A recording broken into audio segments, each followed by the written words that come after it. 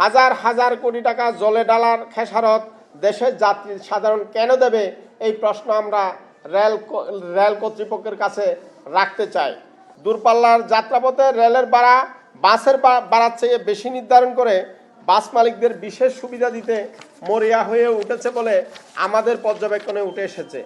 ট্রেনের শিডিউল বিপর্যয়, লাইনচ্যুতির ঘটনা, ট্রেন দুর্ঘটনা বেড়েছে। একই সাথে পাল্লা দিয়ে যাত্রীদের হয়রানিও বেড়েছে।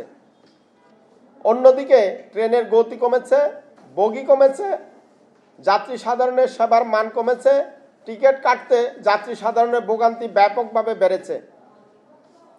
স্বাধীনতার পর থেকে যাত্রীর সংখ্যা ব্যাপকভাবে বাড়লেও চাহিদার তুলনায় যোগান দিতে না পেরে ব্যাপক যাত্রী চাহিদার বাণিজ্য রেল লুফে নিতে পারছে না।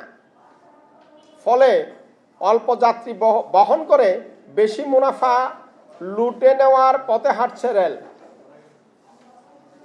এমন চিন্তা থেকে রেয়াতি সুবিধা প্রত্যাহার করে বাসের চেয়ে রেলের ভাড়া বেশি নির্ধারণ করা হয়েছে বলে আমরা যাত্রী কল্যাণ সমিতির পক্ষ থেকে আমাদের পর্যবেক্ষণে এমনটি চিত্র উঠে এসেছে। এহেন ভাড়া বৃদ্ধির ফলে রেলের প্রকৃত যাত্রী সংখ্যা আরও কমবে, টিকিট বিহীন যাত্রীর সংখ্যা আরও বেশি বাড়বে। তাই এহেন গণবিরোধী ভাড়া বৃদ্ধির সিদ্ধান্ত প্রত্যাহারের জন্য দেশের যাত্রী সাধারণের পক্ষ থেকে আমরা রেল কর্তৃপক্ষের কাছে জোর দাবি জানাচ্ছি। শুধুমাত্র যাত্রী পরিবহন করে বিশ্বের রেলখাত লাভজনক হওয়ার নজির নেই।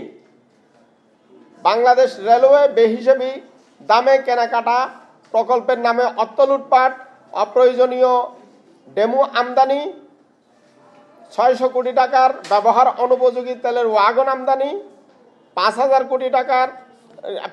টাকার বাতি, 94,000 কোটি টাকা ক্রয়, ভুল পরিকল্পনায় 4,000 কোটি টাকায় ব্যয়ে 20 বছর মেয়াদি 125 কিলোমিটার মিটার গ্যাস লাইন তৈরি করে আবার তুলে ফেলার মতো হাজার হাজার কোটি টাকা জলে ডালার খেসারত দেশের যাত্রী সাধারণ কেন দেবে, এই প্রশ্ন আমরা রেল কর্তৃপক্ষের কাছে রাখতে চাই।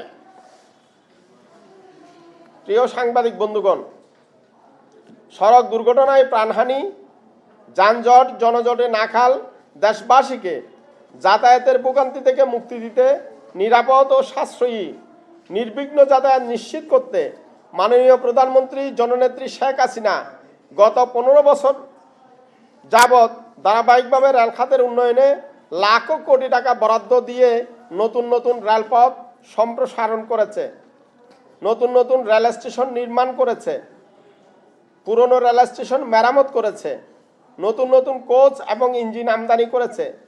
এই খাতকে সমৃদ্ধ করার মাধ্যমে রেল সেবা জনগণের দোরগোড়ায় পৌঁছে দিতে সরকার যখন বদ্ধপরিকর, ঠিক তখনই রেল কর্তৃপক্ষ রেয়াতি সুবিধা প্রত্যাহারের নামে ভাড়া বৃদ্ধি করে দূরপাল্লার যাত্রাপথে রেলের ভাড়া বাসের ভাড়ার চেয়ে বেশি নির্ধারণ করে বাস মালিকদের বিশেষ সুবিধা দিতে মরিয়া হয়ে উঠেছে বলে আমাদের পর্যবেক্ষণে উঠে এসেছে।